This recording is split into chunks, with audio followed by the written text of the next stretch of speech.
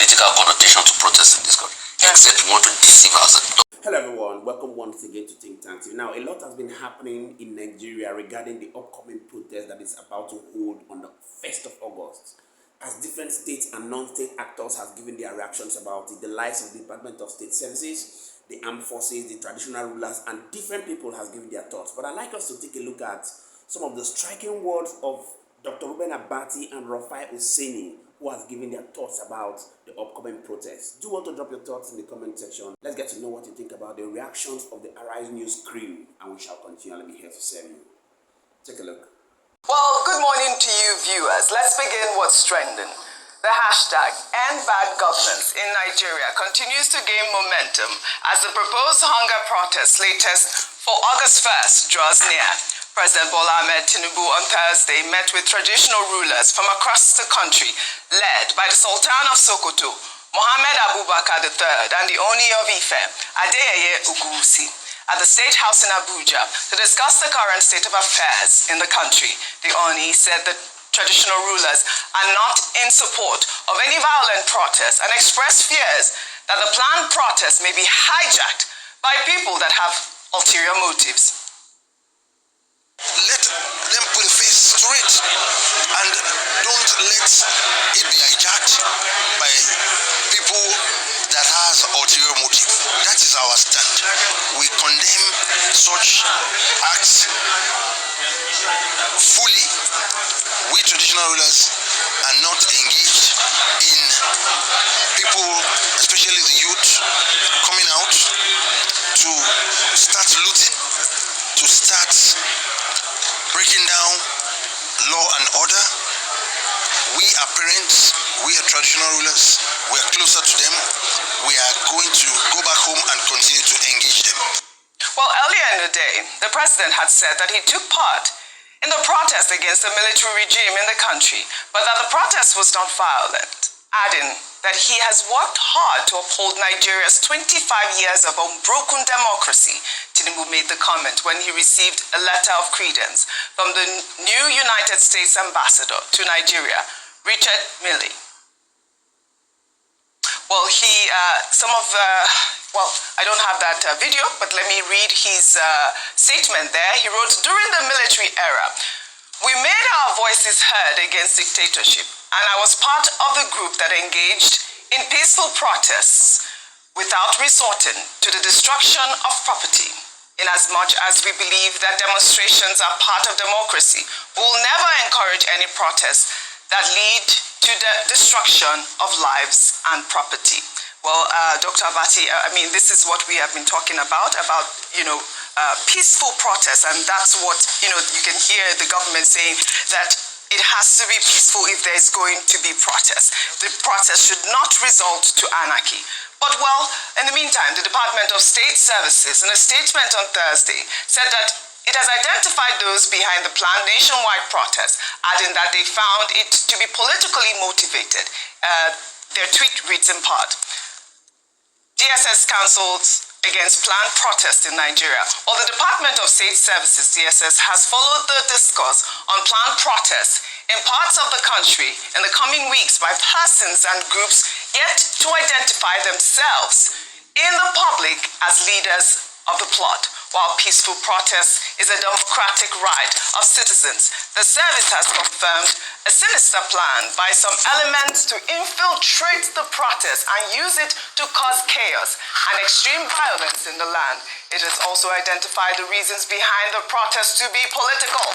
The plotters desire to use the intended violent outcome to smear the federal and subnational governments, make them unpopular, and pit them against the masses.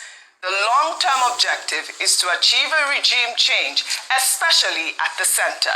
Based on the foregoing, the service wishes to warn all protest groups to eschew any form of proposed rage, anarchy, and spoliation, while the different levels of government have routinely explained their agenda to ameliorate alleged harsh economic conditions. The service urges the prospective protesters to listen to the voice of reason, good conscience, and patiently engage with the authorities in the interests of peace. Again, it is good to see that the DSS also has reacted in this manner. But they have said that, they're yet to identify these plotters of the protest. But Dr. Abati, I've heard you talk about these flyers that go around and they say days of rage, which we should condemn because we've seen them on social media.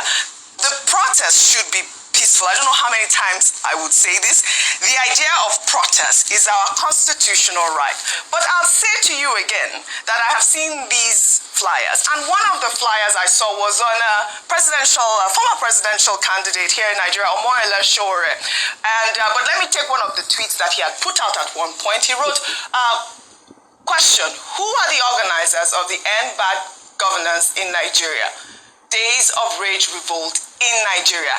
Answer, hunger, unemployment, insecurity, poverty, and corruption. Yes, we have heard that. We know that that is why the youth want to come out to protest. They have identified their grievances. But you can see his flyer here, and that's the flyer that says Days of Rage Protest. And I think that this is not what we should encourage. Absolutely not what we should encourage. I believe that, I don't know who can speak with the people on social media to make sure that if they are going to protest, it's about what their grievances are and not going out to cause violence, anarchy, and rage. In the meantime, the president also met with a delegation of Islamic leaders led by Sheikh Bala Lau at the State House on Thursday. At the meeting, the president said that his victory at the polls was purely by divine intervention and careful planning, adding that he has no cabal or sponsors for reacting to the planned protest. The president said that it is fueled by anger and hate that could denigrate into violence and set the country backwards. He restated his administration's commitment to meeting the needs of citizens, emphasizing that Nigeria's economy is on the path of recovery. Definitely, he has said a lot of, he has set the motion rolling. He has been conversing with traditional rulers, with governors, with citizens. Before I read some of his reforms, I love your comment while I catch my breath. All right, so very quickly, yes, and I'm so glad that you pointed out, because rage simply means extreme or violent anger. Absolutely. So when you say days of rage, especially as promoted by Mr. Sowore, then you would understand the concerns of this administration, of this government, in order to, to prevent a state of anarchy, breakdown of law and order. However, I think it is also important to separate it from what a good number of young people have come out to say is a peaceful protest to demonstrate their dissatisfaction with the current state of governance. And that's why he was right in saying that the proponents of this peaceful protest is the reality, or the realities of what Nigerians are facing. Are people hungry? Yes. Is there unemployment? Yes, the stats show it. Are people finding it difficult to make ends meet? Yes.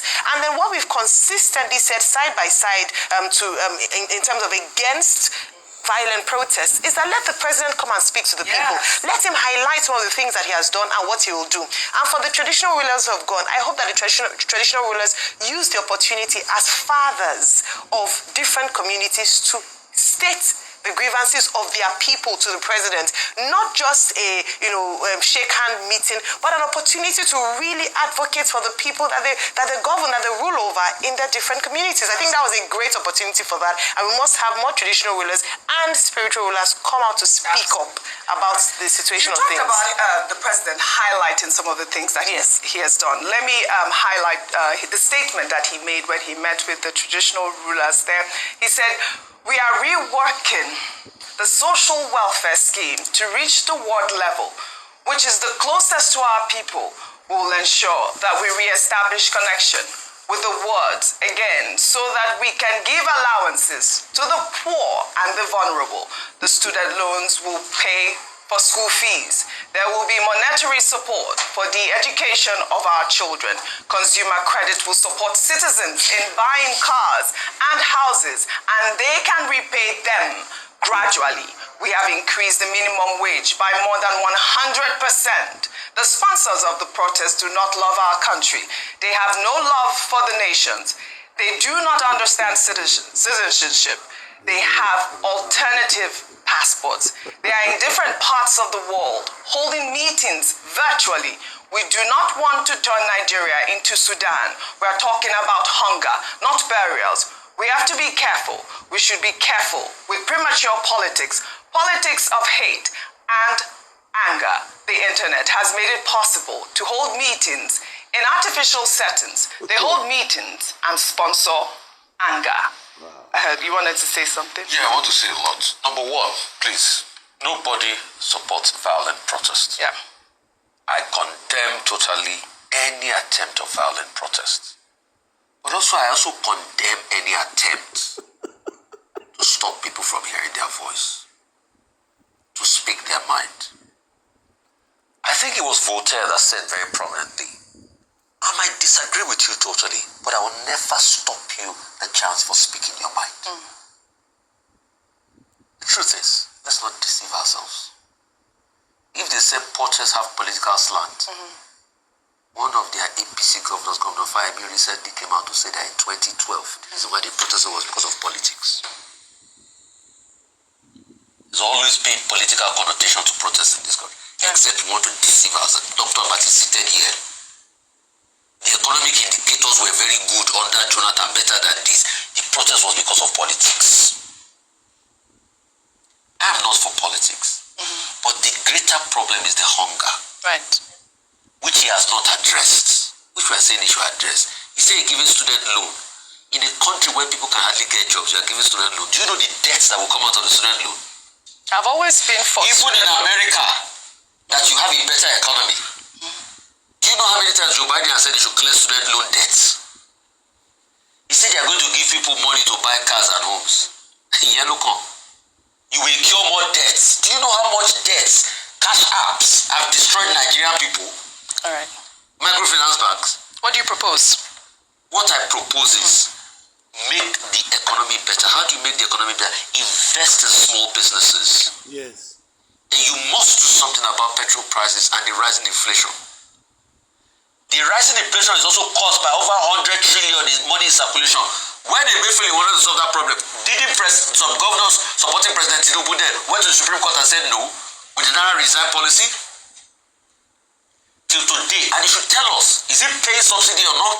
Mr. Wale, you say, what is technically paying subsidy? Tell us if you are, be honest with transparent with the people. So these are the things. I totally condemn violence. Absolutely. But President Tinubu has not done a lot to make Nigerians happy. The empirical facts are there. Let's stop deceiving ourselves. All right. I have read some if of he does well, we'll praise him. You're saying it yourself. Now, I keep saying it to different people that in as much as Nigerians have organized themselves enough to come out and hit the streets to express their grievances to the Bola Tinubu administration, one thing is certain, like every other person is saying, it is going to be counterproductive if this protest turns to become violent. Why? Because the nation of Nigeria that we are trying to save would obviously turn into anarchy. The possibilities of anarchy is there. Not just that, the economy that we are all praying to be revived would obviously nosedive. And that is why we must do our best to coordinate ourselves. The ultimate thing is that the message must be sent. There are some things that have been outlined by the organizers of the protesters, and I shared it in the video I dropped yesterday. The demands that they have demanded from the Bola Tinubu administration. By all means, this must be adequately communicated to the presidency. This must be adequately communicated to the political class so that they can understand the message. People should ensure that they do not find themselves in the line of fire, because obviously when these kind of things happen, the truth is that, like every other person have said, a lot of people want to take advantage of it. And some people may find themselves wanting. Some people may get arrested if they are found wanting. Some people may even lose their life, which is what we never pray for. Some people may even go ahead to get injured. This is the reason why we must do well to conduct ourselves very well while we protest and send our message to everyone out there. Please do well to drop your thoughts in the comment section. Let's get to know what you think about the upcoming protests against the Bola Tinubu's administration, and we shall continue to be here to say many thanks indeed to all our viewers and returning subscribers. We really do not take it lightly. My name again is Moses, and this is Think Tank. See you on our next video. Bye for now.